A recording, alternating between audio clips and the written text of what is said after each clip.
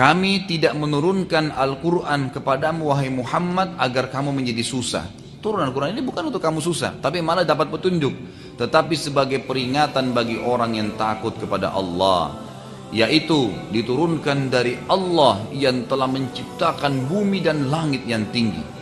Perhatikan jemaah sekalian, kalimat tauhid ya memberikan kekuatan luar biasa, sentuhan kepada iman ya. Jemaah sekalian, kalau kita yakini bahwasanya ya, yang menciptakan langit dan bumi, yang menciptakan langit dan bumi dan segala sesuatunya adalah Allah, itu luar biasa. Itu akan memberikan kepada kita jawaban luar biasa jemaah sekalian. Anda cuma punya opsi, tidak ada opsi ya, beriman atau kafir, nggak ada pilihan lain. Kalau kita kafir jemaah sekalian, tidak beriman adanya Allah, apa yang terjadi? Akan lahir contoh-contoh orang ateis, seperti misalnya Ihya Abul Madhi, seorang filosof Arab.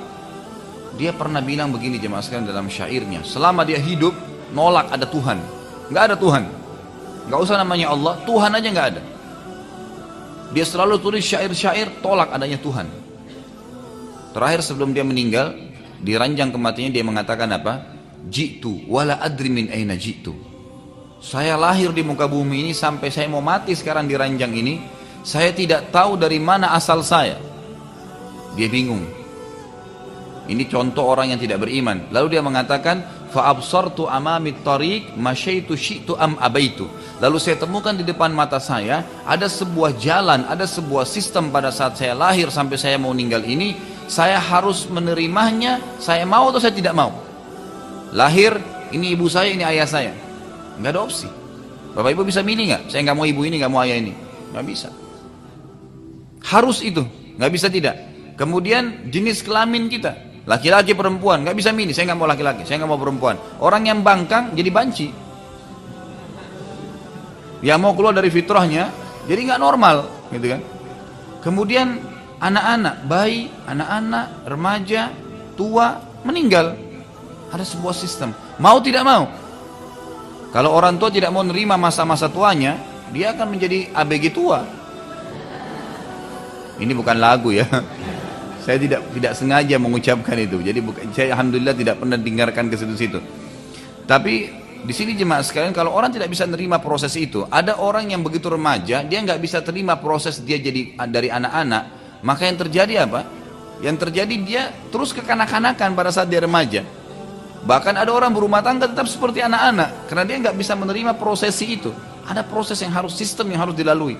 Kemudian fungsi tubuh kita jemaah sekalian, mata untuk melihat, telinga untuk mendengar, mulut untuk makan. Ada nggak yang bisa ubah? Bapak ibu ada yang ubah nggak? Matanya bisa dipakai untuk mendengar? Nggak bisa. Telinga untuk makan? Nggak bisa. Sistem, ya semua sudah ada.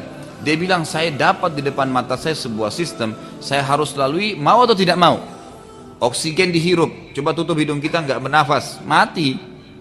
Lapar nggak makan, haus nggak minum, bisa mati. Nah, gitu. Ada sebuah sistem. Lalu apa? Allah memberikan kepada dia sinyal hidayah sebenarnya ini. Dia bingung pada saat dia sebelum meninggal, kenapa ini, kenapa ini, kenapa ini? Dia bertanya terus gitu. Lalu dia mengatakan, terakhir cuma dia mengatakan apa? Lastu adri, lastu adri. Saya tidak tahu, saya tidak tahu. Tanda tanya terus. Kalau di zaman kita sekarang ini Syekh Abdul Madhi jauh ya, sebelum masa-masa teknologi ada. Kalau di zaman-zaman teknologi ada, sudah ada Darwin di barat yang tidak mau ada Tuhan. Karena konyolnya nggak mau ada Tuhan, maka dia memaksakan sistem, sebuah kaidah yang dia buat sendiri. Manusia dari mana? Dari kera. Hewan-hewan darat dari mana? Dari hewan lautan. Hewan lautan dari mana? Dari tanah. Terus gitu supaya nolak ada Tuhan. Terakhir dia bilang di bukunya apa? Sama Darwin sebelum meninggal, dia bilang begini. Pernah dia satu waktu jalan menuju ke tempat mengajarnya. Lalu di tengah jalan ternyata ada burung merak lewat. Dan burung merak itu tiba-tiba membuka sayap di depannya Darwin. Dan dia kekalkan dalam bukunya, ditulis sama dia. Dia bilang apa? Yang membuat saya sangat muak pada saat saya melihat burung merak mengepalkan sayapnya. Dan saya tidak tahu dari mana asalnya. Karena dia tidak bisa rekayasakan gitu kan. Kalau ditanya dia kadal dari mana? Dari ikan ini. Ini ditunjuk-tunjuk sama dia. Sembarangan, di karang-karang aja. Sampai jemaah sekalian pernah terjadi perselisihan antara orang yang mendukung teori Darwin dengan orang yang beriman adanya Tuhan. Ini bukan orang muslim yang beriman pada Tuhan pun. Sampai masuk di pengadilan di Amerika. Apa yang terjadi mas sekarang waktu masuk di pengadilan, hakimnya bingung, ini mau dihakimi apa ini? Ini bukan barang yang diambil tapi keyakinan. Tiba-tiba hakimnya mengucapkan satu kalimat, dia bilang apa? Siapa yang mengaku keturunan kera di sebelah kanan saya? Apa yang terjadi mas sekalian? Pengikut teori Darwin pun tidak mau ke sebelah kanan, tidak mau ngaku turunan kera. Lalu kenapa tadi kamu bilang manusia dari kera? Gitu kan?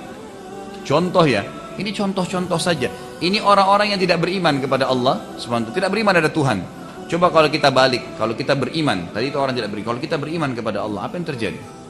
Kalau kita beriman kepada Allah jemaah sekalian, yang terjadi kita sudah tahu dari mana asal Anda. Allah yang ciptain, Allah ciptain Adam. Adam diciptain kemudian istrinya Hawa, kemudian keturunan laki-laki banyak. Tujuan hidup kita apa? Yang kemudian yang kalau kita lihat ke langit, oh ciptain Allah, bintang Allah, udara Allah, air udara, semua yang kelihatan tidak kelihatan disimpulkan di satu kalimat, la ilaha illallah. Tidak ada Tuhan selain Allah, kalimat yang luar biasa powernya.